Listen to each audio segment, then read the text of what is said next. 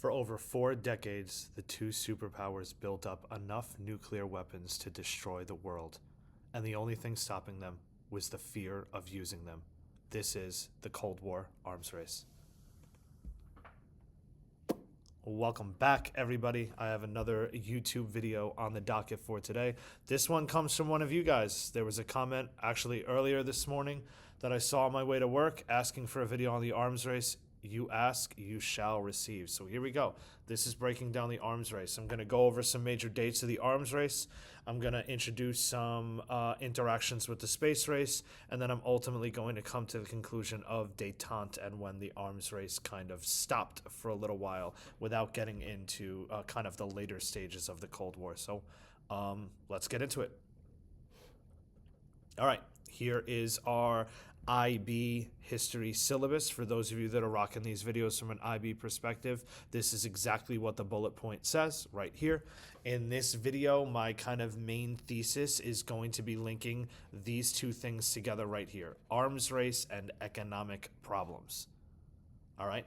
This is the start, okay? This is, in my opinion, where you have to start when you're kind of talking about and reviewing the arms race. It really all starts with the Manhattan Project, right? This is that handwritten letter by Albert Einstein to Franklin Roosevelt, talking him about the findings of science, the findings of physics, and warning him that if the Nazis were to get their hands on this technology before the Americans, it would mean the end of the war. That project was started, the Manhattan Project was started by FDR, and they put J. Robert Oppenheimer in charge, which is where that very, very, very good, very now famous movie comes from, Oppenheimer. The project was designed to beat the Nazis, but they're going to surrender World War II before the project is over, so it's pivoted, and they wind up using it on Japan when Harry Truman makes the atomic decision in 1945 and drops the first atomic bomb on Hiroshima, and then follows it up 3 days later with the atomic bomb dropping on Nagasaki. And that's the nuclear monopoly by the United States, right? They have a couple years there, which is a real big driver on early Cold War politics and policies. The United States approaches every conversation, every bit of diplomacy with leverage in terms of their nuclear armaments. But then in 1949, the Soviets are going to shock the world, and they detonate their first atomic bomb years before the United States thought that that was going to happen. They thought the Soviets would get their hands on it by the mid-50s. And by 49, they detonate theirs, and now we've got the beginning of the arms race. Both sides are going to pour countless dollars into the armaments of their nuclear arsenals to develop even more, so stockpiling bombs and developing more powerful bombs, all right? So that's the beginning of the arms race. One of the main points that I want to bring up here is that distrust and ideological clashes are what fuel this, what fuel this competition, right? Again, the Grand Alliance breaks down after World War II, and you've got Truman and you've got Stalin. And again, if you want to use that as kind of a motivation to review how the leaders contribute to the Cold War, right? A post-revisionist viewpoint on how these individual personalities, right? Truman and Stalin, they don't see eye to eye. They don't negotiate. They don't cooperate. They don't trust each other. So that distrust is going to lead to the building up, the stockpiling of that bombs, and the each state's need to do that, or at least their belief of their need to do that, right? I have a lot of pictures in this video because I think that the pictures of this are really powerful and important. This is a picture of the Manhattan Project. This is a picture of Trinity, the first atomic bomb ever detonated in the deserts of Los Alamos, New Mexico. Again, Oppenheimer, the movie, depicts this, right? That's one of the best scenes and one of the best sounds in cinematic history, in my opinion. All right. Some key developments. All right. By 1952, the United States is going to test the first ever H-bomb. All right. So it doesn't even take a decade for the United States to develop a technology that is 1,000 times more powerful than the original atomic bomb dropped on Hiroshima and Nagasaki. As if those weren't bad enough, we come up with something that goes boom even bigger. 53, the Soviets follow with the exact same thing. So now we're not in an atomic race anymore. We're in a hydrogen race now. 57, everything is going to get flipped on its head as the Soviets launch the first satellite into outer space. Its name is Sputnik, right? If you're a space person and you're into NASA and all of that stuff, Sputnik is really cool. However, from the other side of things, from the political side of things, Sputnik was super scary because if you had the technology to launch a satellite into outer space, you also had the technology to launch a nuclear bomb anywhere on Earth, all right? Or at least build up to anywhere on Earth. So one of the major things that goes on here is the first atomic bomb is delivered by plane, right? The United States makes the B-29, right? A plane that can deliver the atomic bombs. If you are a country trying to defend against atomic bombs, you can defend against a plane, and that's a lot easier than defending against a missile, right? So one of the big things that exacerbates this tension of during the Cold War around atomic technology is also the delivery systems themselves, right? A plane, I shoot down the plane, bomb's not a threat anymore, right? But as new missile technologies, right, like the one that's mentioned right here, an ICBM, as ICBMs start to come out, it's like, okay, I just went from having maybe a big response time window and maybe a chance to counterattack that possible atomic threat to, oops, we got like 5 minutes because the missile's heading our way. What do we do now, right? So not only is the atomic technology important, but the delivery systems of that technology is also really important to understanding the arms race. So ICBMs, intercontinental ballistic missiles, that's a big part of the Cuban Missile Crisis, okay? The development of ICBMs and the development of these missile launching systems is going to lead to one of my favorite acronyms to understand this Cold War balancing act. It's mutually assured destruction, right? If I hit you, you're going to hit me back. So I don't go around hitting people, right? That's the whole premise behind MAD, right? If I launch an atomic bomb, I'm going to get an atomic bomb launched back on me, right? So it sounds really scary. It sounds like a threat. Like mutually assured destruction sounds threatening, but in reality, it's been the biggest prevention of another nuclear bomb being dropped. You know, knock on wood, knock on all of the wood you have, right? But an atomic bomb has not been used since the only atomic bombs that have been used, right? Because now we have this thing, this principle that guides atomic technology. If I use it, it's going to get done back to me, so let's just not use it, right? So MAD is one of the key things preventing an atomic bomb from happening again, all right? So there's that. This is an atomic bomb in a missile parade in the middle of Moscow. So this is it was a big point of pride for the Soviet Union to develop some of these missiles and these missile technologies, especially if they did it ahead of the United States. It was how they hung their hat of the Cold War, right? You've gotta examine the Cold War through lenses. How is each side saying that it won, all right? And those lenses are going to change for a while. In the beginning, it was purely geopolitical, and who was getting more land was the one that was winning. But as that kind of phases out, they find new ways, all right? If you study Khrushchev and you study peaceful coexistence or peaceful cooperation, whatever you want to refer to it as, it became, all right, who's got the better society, right? Who's got the better hockey teams and ballerinas and opera singers? But during this arms race, who had the best technology? Who had the better scientists? Who had the better mathematicians? Who had more money to put into these things, right? And money is going to come back into play soon, so hold on to that. This is, definitely not the first hydrogen bomb, but a picture of a testing of the hydrogen bombs. This is from U.S. islands out in the Pacific. Right?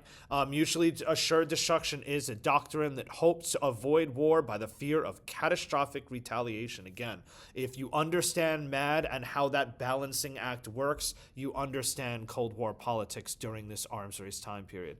I love this cartoon, right? If I launch, it's going to get launched back on me.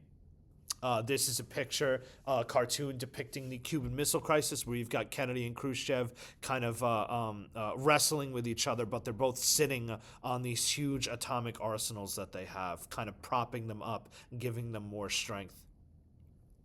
And again, this one, right? This, thank God that this is an image, right? Or thank the universe that this is an image, because I have all of these weapons, but I can only shoot arrows, because if I shoot this weapon, it's over for me, right? So it's traditional militaries are still going to be used, because we can't use these arsenals that we're stockpiling, right? The arms race didn't just affect Earth, it affected space as well. A derivative of the arms race, a derivative of all of these weapon technologies, are going to be this idea of space exploration. I'm not going to get too sciencey with it, and I don't want to ruin anyone's kind of mojo if you're a science person and you love space exploration, but space begins to become explored because of the arms race. We have to bring in rocket scientists, essentially, to continue to develop these missile launching systems, and a side effect of that is space exploration. So here are a bunch of dates at you. There are a ton of dates in the space race that you can kind of bring into your revision, bring into an essay if you're interested in. The biggest ones, in my opinion, are 57, where you've got Sputnik. All right, the first ever man-made satellite. It's going to lead to a bunch of paranoia in the United States. The duck and cover video that I'll talk about in a second. Yuri Gagarin is going to be the first ever human being to reach outer space. He lands, and he's a world-known rock star, essentially, for that major achievement. And then you've got a 1969 Apollo 11. That's going to be the first man, Neil Armstrong, to do a moonwalk, to walk on the moon, a huge part of the space race as well. All right, there is a picture of a Soviet scientist working on Sputnik. This is that duck and cover video, right? So these are the videos that Americans showed in their classrooms about what to do if an atomic bomb is dropped on a city near you, right? Duck and cover. It's a super catchy song. If you've never seen the video, I highly recommend watching it.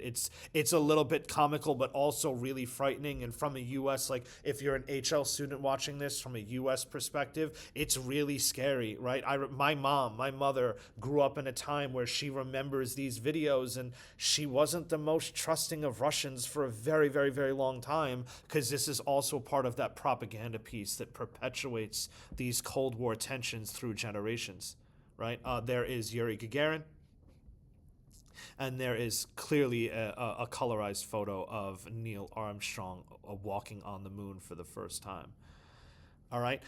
Arms race is going to come to a climax in the 60s with the Cuban Missile Crisis. All right, the Cuban Missile Crisis, we came so ridiculously close to nuclear apocalypse that both sides were like, whoa, we got to take a step back, because this is not it, right? If this conflict came this close, the next conflict will probably result in the dropping of nuclear bombs. So we go through a period of détente, an easing of tensions. All right, here are some treaties during the détente period. It starts with the testbed treaty in 63, but I want to focus on SALT I in 72 for a second.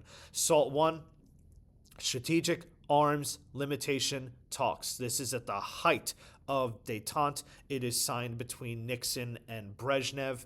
The key word, if you're one of my students, the key word I fixate on in SALT is limitation, right? SALT is not a reduction. We're not taking away any nuclear missiles. We're preventing more from being built in the future, right? From a Soviet standpoint, this had a huge economic component to it. The Soviets, if you studied the Cold War, which hopefully you have if you're watching this video, the Soviets are going through some stuff internally, right? There are some revolutions happening. There is some dissent happening inside the Soviet Union because their standard of living is so ridiculously low, right? If you're America, you can balance guns and butter. You can make military stuff, and you can make standard of living stuff. And the balance is never 50-50, but it never drops that far away from one another. If you're the Soviet Union, you don't have that same balance because you don't have the economy, you don't have the industry of the United States. So if I'm choosing guns, my butter takes a huge hit. And this is why a lot of those Eastern European descent movements start, because their standard of living is so low. So huge economic component to Détente happening, and I wanted to bring that into this video so you can kind of bring that into your thesis statement, right? So limitation, I'm not going to make hundreds of nuclear bombs a year again. We're going to put a cap on how many you can make, all right?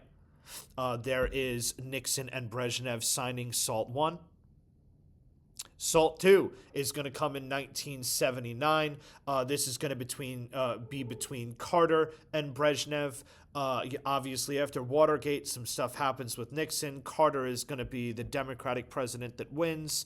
He definitely does not have the foreign policy that Nixon has. He's not the bully of the politician that Nixon has. SALT II gets off to not a great start, but it's signed, right? There are some agreements made at SALT II. It's not this crazy expansion from SALT I that it was probably supposed to be, but it is signed. It's just not ratified by the United States Senate, right? It's sitting on congressional desks waiting to be signed, and then the Soviets are going to invade Afghanistan in 1979, and SALT II crumbles, as does the entire time period of Détente. If you're tracking, 1979 is referred to as the Second Cold War. We went through a decade of lower tensions, lower spending, all of that stuff. 79 is a really chaotic year, specifically in the Middle East, and that leads to those tensions bubbling up again, and we've got the Second Cold War. Spending goes back up, rearmament goes back up, nuclear bombs go back up, yada, yada, yada, right? So 79 is the beginning of the Second Cold War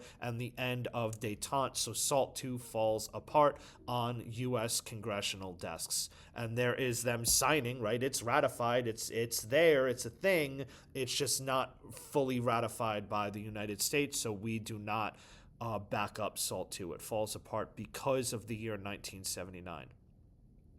All right.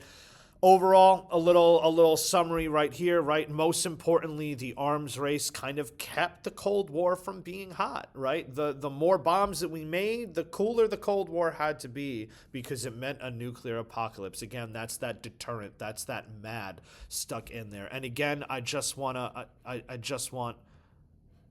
right here. Spending.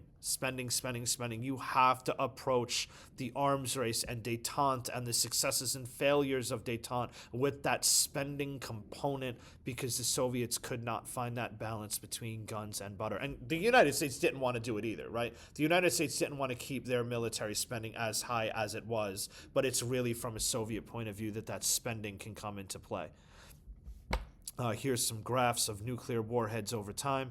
And here's a graph tracking defense spending between the United States, the Soviet Union, and NATO. Okay?